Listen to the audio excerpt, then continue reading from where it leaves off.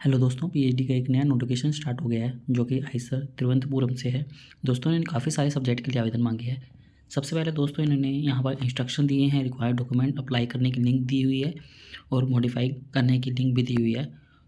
और दोस्तों ये एप्लीकेशन फॉर्म अभी स्टार्ट नहीं हुआ है। इन्होंने यहाँ पर बताया है कि ये एप्लीकेशन फॉर्म काफ़ी सारे सब्जेक्ट के लिए मांगा गया है, जैसे कि school of biology, chemistry, mathematics, physics, data science, earth science, environmental and sustainability science और उनके सेंटर वगैरह बताए गए हैं। और दोस्तों ये एप्लीकेशन फॉर्म 1 अप्रैल से स्टार्ट हो जाएगा और ये लिंक यहाँ पर दी हुई है जहाँ से आप अप्लाई कर सकते हैं। लिंक आपको हमारी वेबसाइट में मिल जाएगी जहाँ से आप डायरेक्ट इनको अप्लाई कर पाएंगे। दोस्तों इन्होंने जनरल एलिजिबिलिटी वगैरह बताई है।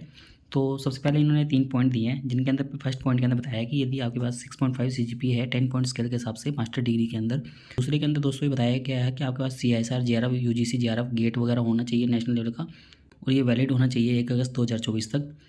और थर्ड पॉइंट के अंदर लिखा हुआ है यदि आपके पास BS, MS, MSc वगैरह है, इंटीग्रेटेड MSc वगैरह किसी आईसर से या IIT से, IISc से CGPA 8 के साथ में, तो भी आप अप्लाई कर सकते हैं। और दोस्तों अब इन्होंने यहाँ पर रेलिवेंट एरिया बताए हैं, जैसे कि स्कूल ऑफ बायोलॉजिकल साइंस के अंदर इन्होंने रेलिवेंट एरिया बताए हैं जिसके अंदर आप आवेदन कर सकते हैं।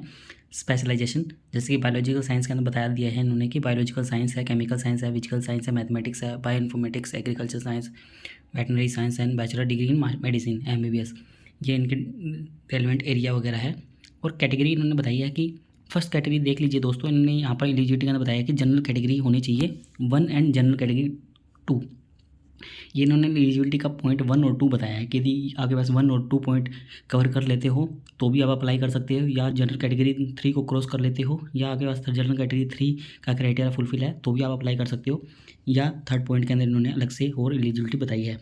तो हम एग्जाम्पल के तौर पर आपको दिखा देते हैं, जैसे कि जनरल एलिजिबिलिटी 1 और 2 जिसके पास है तो वो अप्लाई कर सकते हो, जनरल एलिजिबिलिटी 3। तो हम आपको जनरल एलिजिबिलिटी 1 और 2 वापस दिखा देते हैं।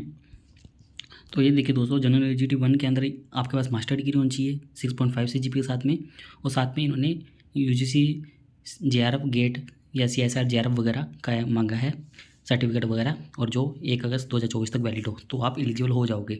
या आपके पास में थर्ड वाला पॉइंट हो, तो यदि आपने BS, MS, MSc वगैरह की हुई है आईसर, IIT, IISc वगैरह से 8 CGPA के साथ में, तो भी आप अप्लाई कर सकते हो।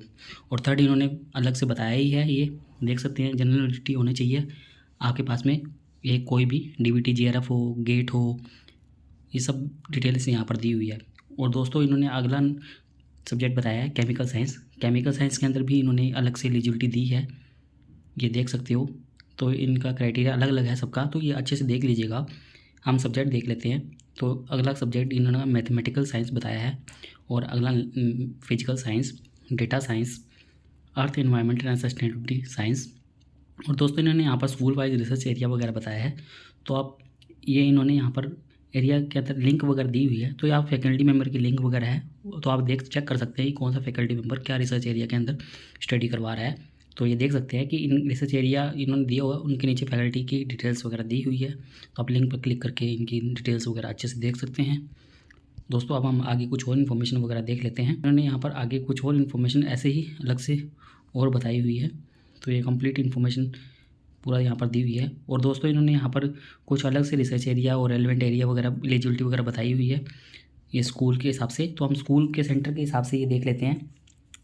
तो दोस्तों इन्होंने यहाँ पर रिक्वायरमेंट मांगी है, जैसे कि बायोलॉजिकल साइंस के अंदर उन्होंने बताया कि आपके पास में सबमिट करना पड़ेगा स्टेटमेंट ऑफ पर्पस। तो ये सबके लिए जब भी आप अप्लाई करेंगे तो सबके लिए अलग अलग रिकमेंडेशन है, सबके लिए अलग अलग अप्लाई करने के तरीके हैं। तो ये ध्यान रखिएगा कि जिसके अंदर अप्लाई कर रहे हो तो आप ये इनका सिलेक्शन प्रोसीजर देख लीजिएगा अच्छे से कि इनका सिलेक्शन प्रोसीजर किस लिए है, क्योंकि किसी के अंदर इंटरव्यू के बेस पर भी आपका सिलेक्शन होगा, किसी के अंदर एंट्रेंस एग्जाम के बेस पर भी हो सकता है, तो इस बात का ध्यान रखिएगा। तो यहाँ पर बायोलॉजिकल साइंस में लिखा हुआ कि आपको स्टेटमेंट ऑफ पर्पज 300 से 400 वर्ड का लेके जाना होगा, जो भी आप फाइंडिंग वगैरह करने वाले हो, SOP वगैरह जिसको भी कहते हैं। और आपका सिलेक्शन किया जाएगा इंटरव्यू के लिए, उसके बेस पर आपके 2 राउंड हो गए इंटरव्यू के।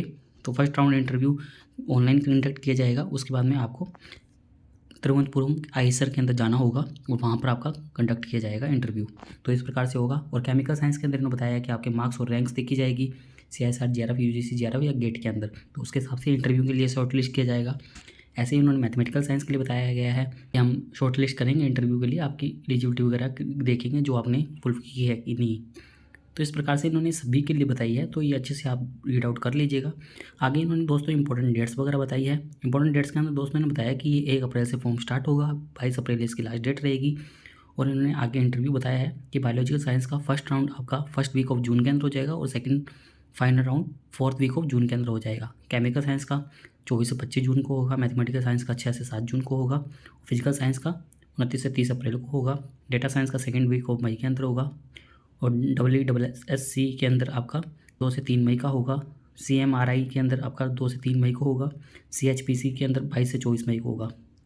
तो ये देख सकते हैं जनरल इन्फॉर्मेशन दी हुई है, एप्लीकेशन प्रोसीजर किस प्रकार से करना है। तो आपको ये लिंक दी हुई है, इस पर क्लिक करके आप आवेदन कर सकते हैं। लिंक वैसे अप्लाई करने की ऊपर भी दी हुई है और हम आपको वेबसाइट पर भी दे देंगे। आपको फॉर्म सबमिट करना है, जो भी सपोर्टिंग डॉक्यूमेंट वगैरह है। और यहाँ पर फीस बताई हुई है कि जनरल OBC के लिए 500 रुपये फ़ीस है, SC ST PH के लिए 250 रुपये फ़ीस रहेगी, जो आपको ऑनलाइन पे करनी है। हार्ड कॉपी सबमिट नहीं करनी है। और ईमेल ID दी हुई है यहाँ पर। यदि आपको कोई इन्फॉर्मेशन और चाहिए, यदि कोई दिक्कत आ रही है तो आप इनके ईमेल पर कॉन्टैक्ट कर सकते हैं। दोस्तों इन्होंने यहाँ पर नीचे और ऊपर भी सेम चीज़ें दी हुई है। तो ये आप देख सकते हो, इंस्ट्रक्शन दिया हुआ है कि आपको किस प्रकार से करना है, रिक्वायर्ड डॉक्यूमेंट्स वगैरह। तो हम रिक्वायर्ड डॉक्यूमेंट्स वगैरह देख लेते हैं पहले। तो दोस्तों इन्होंने यहाँ पर रिक्वायर्ड डॉक्यूमेंट्स वगैरह बताए हैं। आपको ऑनलाइन फॉर्म फिलअप करते वक्त क्या क्या चाहिए होंगे, जैसे इन्होंने पासपोर्ट साइज़ फ़ोटो बताई है, 500 KB से कम की होनी चाहिए, सिग्नेचर वगैरह, डेट ऑफ बर्थ का प्रूफ, कैटेगरी सर्टिफिकेट वगैरह, यदि आप ग्रेजुएशन से है तो उनका सर्टिफिकेट वगैरह, और आपने सेकेंडरी, ग्रेजुएशन, पोस्ट ग्रेजुएशन वगैरह सबका, और SOB अपलोड करना है यदि बायोलॉजी से हो तो। इस प्रकार से ये इन्फॉर्मेशन दी है। अब हम इनकी दूसरी इन्फॉर्मेशन देख लेते हैं कुछ। दोस्तों बैक आ जाने के बाद में यहाँ पर इंस्ट्रक्शन के लिए भी दिया हुआ है, तो इंस्ट्रक्शन भी देख लेते हैं। ये देखिए दोस्तों, इन्होंने यहाँ पर इंस्ट्रक्शन दिया हुआ है। तो इंस्ट्रक्शन के अंदर दोस्तों इन्होंने यहाँ पर लिंक दी हुई है। तो आपके सामने ऐसी ही इस टाइप की विंडो ओपन हो जाएगी। आपको यहाँ पर एप्लीकेंट रजिस्ट्रेशन करना है। रजिस्टर पर क्लिक करने के बाद में आपको ये पूरी इन्फॉर्मेशन वगैरह आगे फिर से लॉगिन करके इन्फॉर्मेशन वगैरह सभी डालनी है। तो यहाँ पर पूरा फॉर्मेट दिया हुआ है, आपको किस 5 स्टेप रहेंगे एप्लीकेशन के, तो ये पूरा लिखा हुआ है यहाँ पर। तो आप ये रीड आउट कर सकते हैं अच्छे से। अब दोस्तों हम वापस वेबसाइट पर चलते हैं। दोस्तों अब हम अप्लाई नाउ पर क्लिक करके देखते हैं। दोस्तों जैसे हम अप्लाई नाउ पर क्लिक करते हैं तो ये विंडो ओपन हो गई है, क्योंकि इन्होंने यहाँ पर बता दिया है कि अप्रैल से स्टार्ट हो जाएगा। लिंक हम आपको वेबसाइट पर दे देंगे, सरकारी जॉब फाइंड .in, यहाँ से आप इनके बारे में इन्फॉर्मेशन देख पाएंगे। तो दोस्तों 1 अप्रैल से आप ये फॉर्म फिलअप कर सकते हैं। दोस्तों आप में से काफ़ी लोगों ने हमारे चैनल को सब्सक्राइब नहीं किया हुआ है। यदि आप नए हैं तो आप हमारे चैनल को सब्सक्राइब कर सकते हैं और आप हमसे टेलीग्राम पर भी जुड़ सकते हैं, ऐसे ही PhD से रिलेटेड नए अपडेट के लिए।